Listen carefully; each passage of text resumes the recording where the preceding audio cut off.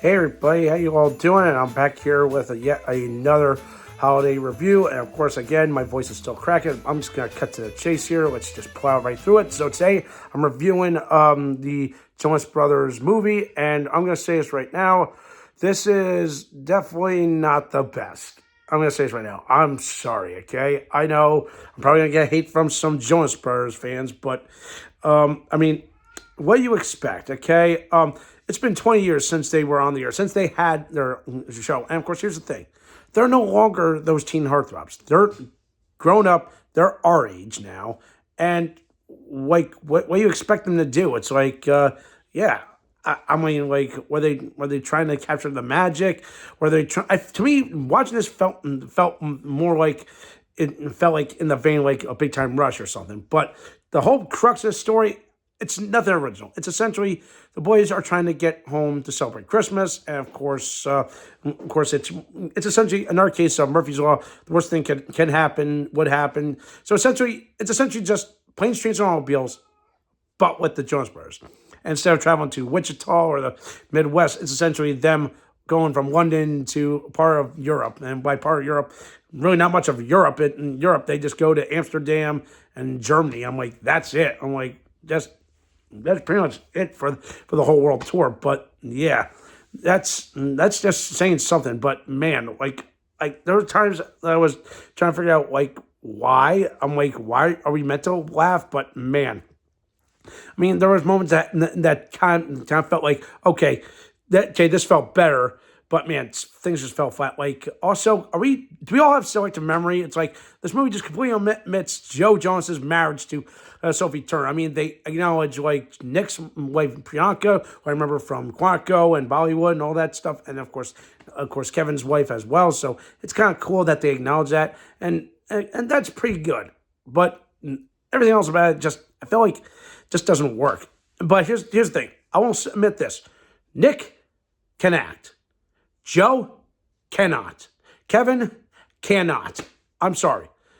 Out of all of them, Nick actually can decide to flex his acting muscles and just go beyond to being the TV star. Okay, he was in Jumanji and all this, and a couple other projects. But yeah, like if he can do that, I mean, certainly the others could have done better. But man, some of their acting was just terrible. I'm just sorry. I'm just gonna flat say it.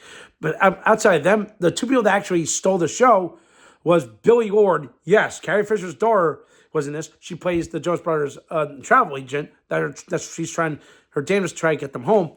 And then you have Jesse Tyler Ferguson. Yes, from Modern Family fame, playing Santa. Yeah, I use that term loosely. Like he's technically his Santa, but he doesn't feel like Santa. He feels like more like a bit of a Hellraiser, like a gremlin or something like that. It's hard to describe. Right, boy, he's just trying to sabotage our trip everywhere they can without them knowing it.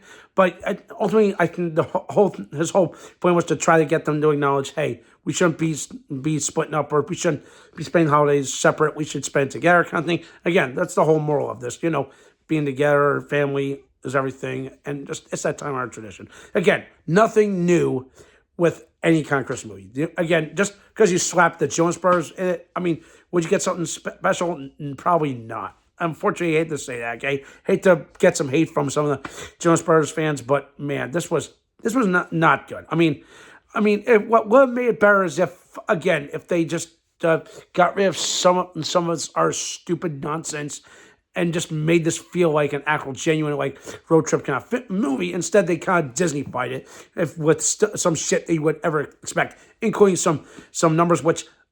Again, I will say again, going with the whole musical thing, sometimes the music numbers bring the movie to an ass-grinding halt, but this movie, they actually play to the strengths and actually progress the story, and it does so and it works, okay?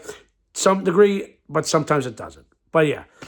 But other than that, I mean, like, to me, it's a below average, like, Christmas movie, but other than that, like, I mean, it's good for what it's worth. If you're a fan of the Jonas Brothers, I mean, you enjoy it. But again, if you're expecting it to break ground, be something different from any other Christmas special that's out there in the world, it's not. Again, like I mentioned, it's essentially just planes, trains, and automobiles, but with the Jonas Brothers.